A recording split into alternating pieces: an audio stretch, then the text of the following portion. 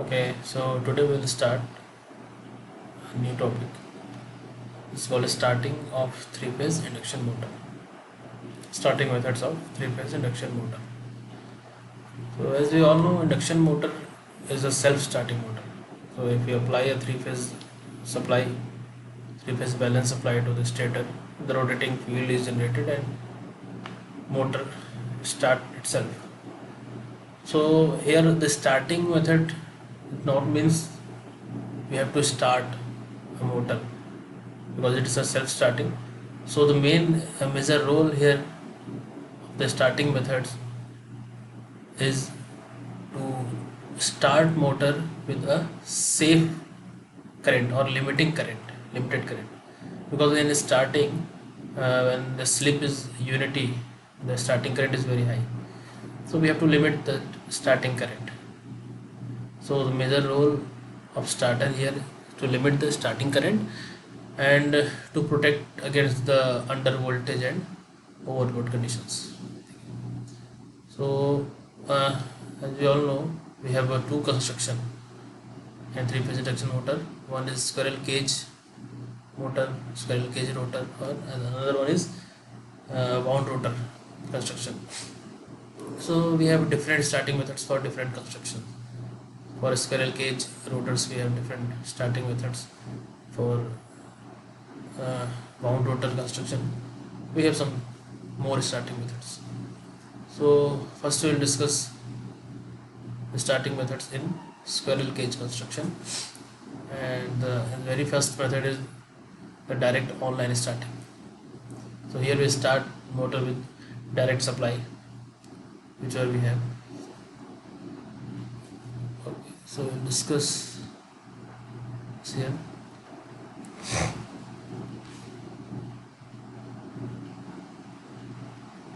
Okay, DOL start. We have a diagram of direct online starting.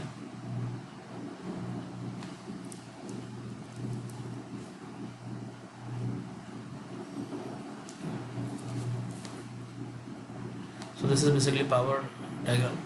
This portion we are connecting three-phase supply through fuses to protect the overload and the overcurrent. Here we have something which is called the control circuit.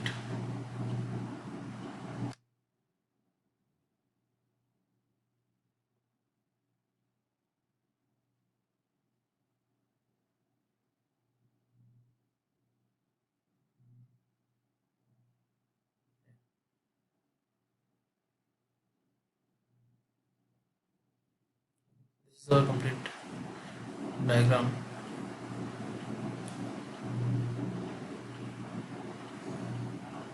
What's the role of these elements connected here in control circuit? So if we start with this S1 switch, which is normally open switch, if we push this start switch, S1 switch, then this contactor C is closed, is energized, and this auxiliary and main switches will be closed. Okay, तो motor हमारा direct फिर सीधे supply से connect हो जाएगा, और ये जो L1 L2 दो लाइन से, वो दोनों के थ्रू ये हमारा C जो कॉइल है एनर्जाइज रहेगा, शॉर्टेड, और ये A जो पॉइंट है AB से शॉर्ट हो जाएगा.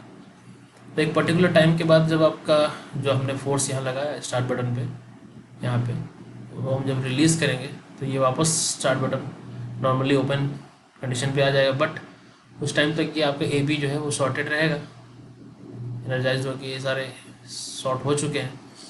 तो इसके थ्रू आपका चलता रहेगा सप्लाई, और हमारा मोटर सप्लाई के थ्रू डायरेक्ट कनेक्टेड रहेगा. ठीक है. उसके बाद जब हमें ऑफ करना है तो ये नॉर्मली क्लोज स्विचेस जो है इसको हम पुश करेंगे तो हमारा कनेक्शन कट हो जाएगा, कॉइल डी एनर्जाइज हो जाएगा, और ये सब फिर से अपने पोजीशन पे आ जाएंगे और मोटर सप्लाई से कनेक्शन कट हो जाएगा. ठीक है. ये तो नॉर्मल ऑपरेशंस हैं. और आप अब देख रहे होंगे यहाँ पे ओवरलोड कॉइल है. ठीक है. तो अगर ओवरलोड कंडीशन आई तो फिर यहाँ पे ये कॉइल जो है वो एनर्जाइज होंगे और ये नॉर्मली जो क्लोज स्विच है डी, ये ओपन हो जाएगा हमारा, और फिर से कॉइल सी जो है आपके इधर ये डी एनर्जाइज हो जाएगा और फिर से ये कनेक्शंस अलग हो जाएंगे और मोटर हमारा सप्लाई से हट जाएगा कनेक्शन से। तो ओवरलोड प्रोटेक्शन भी है यहाँ पे, और अंडर वोल्टेज प्रोटेक्शन, या फिर आप बोल सकते हैं सप्लाई फेलर अगर हो तो वैसे भी हमारा कॉइल सी जो है वो डी एनर्जाइज हो जाएगा और ये सारे जो कॉन्टैक्ट्स हैं ये अलग हो जाएंगे। ठीक है, तो ये पूरा एक अरेंजमेंट है कंट्रोल सर्किट। ये हमारा किस लिए है? ये कुछ ओवरलोड या अंडर वोल्टेज प्रोटेक्शन के लिए या सप्लाई फेलर प्रोटेक्शन के लिए है। ठीक है, तो यहाँ हम बेसिकली क्या कर रहे हैं, डायरेक्ट ही सारी सप्लाई दे रहे हैं मोटर को, but with some protection scheme. ठीक है, अब हम इसकी थ्योरी अगर थोड़ा समझें, ये तो मैंने डिस्कस कर दिया है कैसे वो स्विचेस काम करें, कैसे ऑपरेट होगा। तो अंडर वोल्टेज प्रोटेक्शन है और ओवरलोड प्रोटेक्शन भी है यहाँ पे। तो इसकी थ्योरी डिस्कस करें तो सपोज हमारे पास IST स्टार्टिंग करंट है, drawn from the supply mains, और IFL full load current drawn from supply mains. TST हमने स्टार्टिंग टॉर्क ले लिया, TEFL फुल लोड टॉर्क है, और SFL फुल लोड स्पीड है। जैसे हमने टॉर्क की इक्वेशन जब शुरुआत में की थी, डिराइव की थी, कि जो भी रोटर कॉपर लॉस होगा, जो भी पावर इनपुट हो रहा है वो सारे रोटर कॉपर लॉस में जाएंगे। तो रोटर कॉपर लॉस आपका क्या होगा, 3I2² R2, और जो भी SPG है वो SPG होता है रोटर कॉपर लॉस। तो PG आपका क्या है, PG आप बोल सकते हैं ना कि it's torque into angular speed हमारी है।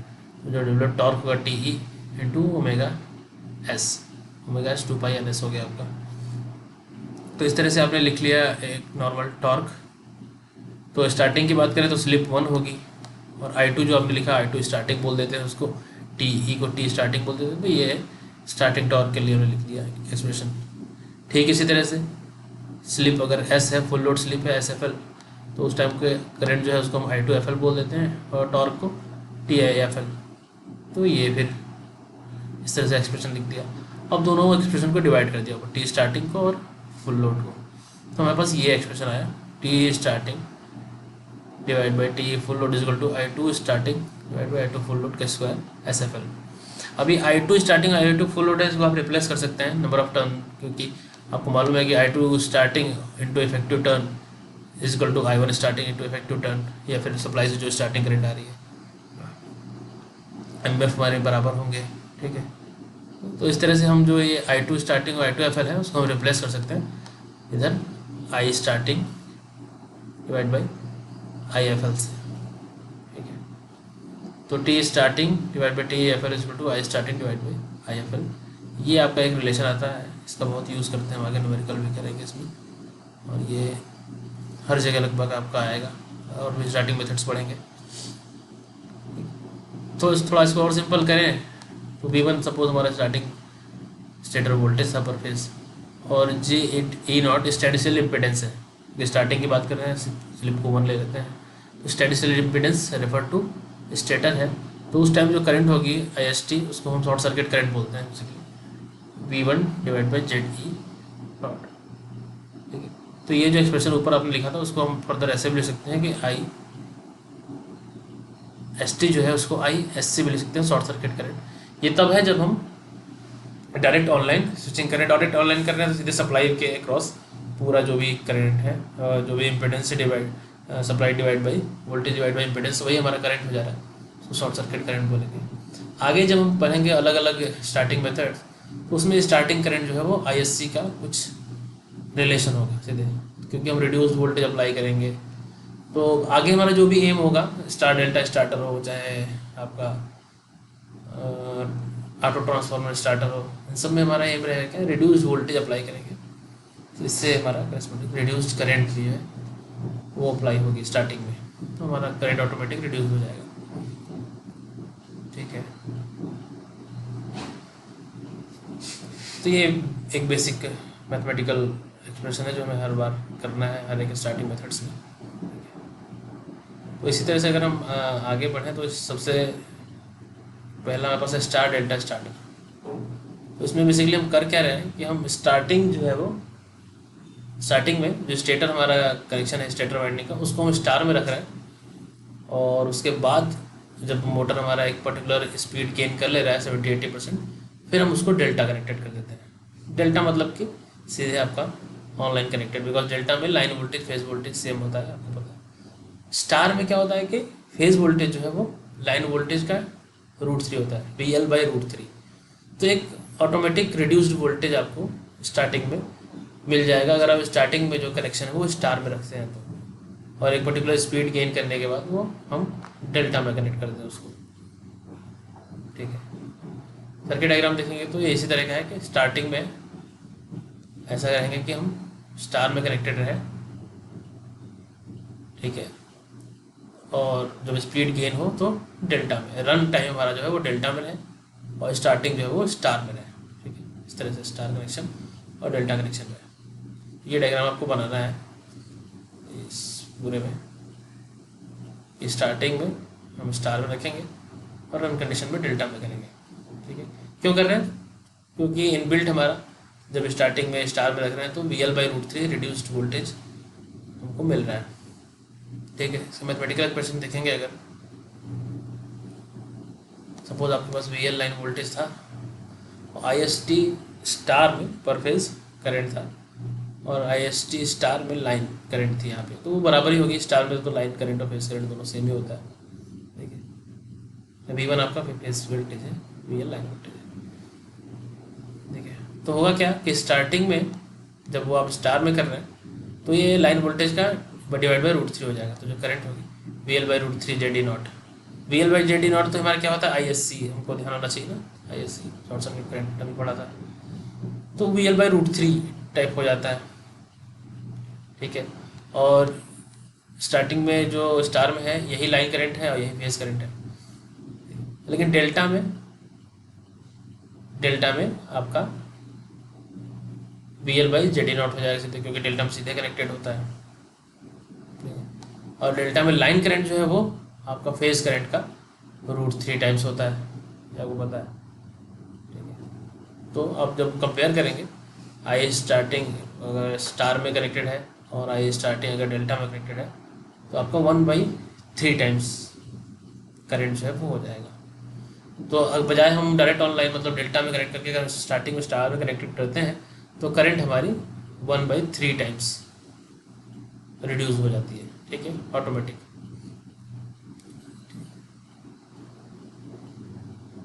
तो एक हमारा ये सीधे सीधे ये फ़ायदा हुआ। स्टार्टिंग टॉर्क का भी यही है। टॉर्क आपको पता है कि वोल्टेज की प्रोपोर्शनल होती है। तो स्टार में था तो VL/√3, डेल्टा में सीधे कनेक्टेड अगर है ऑनलाइन होता तो VL हो जाता है। तो स्टार्टिंग करंट भी हमारी 1/3 टाइम्स हो जाती है। किसके? स्टार्टिंग करंट अगर हम डायरेक्ट ऑनलाइन से स्टार्ट करते तो उसके कंपैरिजन में स्टार्टिंग टॉर्क।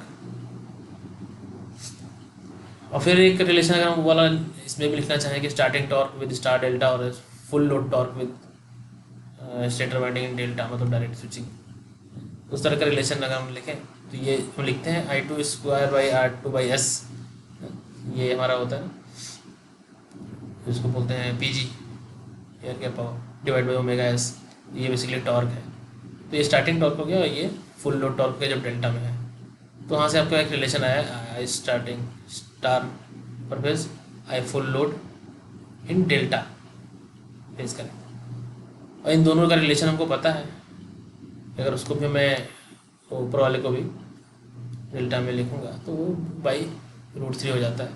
तो फिर यहाँ आई स्टार जो P है, आई डेल्टा P /√3। तो यहाँ पे आपका ये जो रिलेशन आया starting torque by full load torque हो गया 1/3 times of I starting delta P, जब वो डेल्टा में था, और फुल लोड करंट जब वो डेल्टा में है। ठीक है,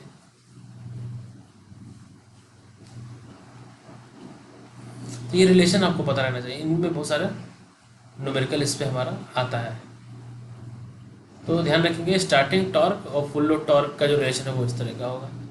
और स्टार्टिंग टॉर्क ही हमारा, अगर हम बात करें स्टार्टिंग टॉर्क स्टार कनेक्शन अगर हम रखते हैं स्टार्टिंग में और किसी कंपेरिजन में अगर हम डायरेक्ट स्विचिंग करते हैं तो वहाँ पे स्टार्टिंग टॉर्क क्या होता, तो वो 1/3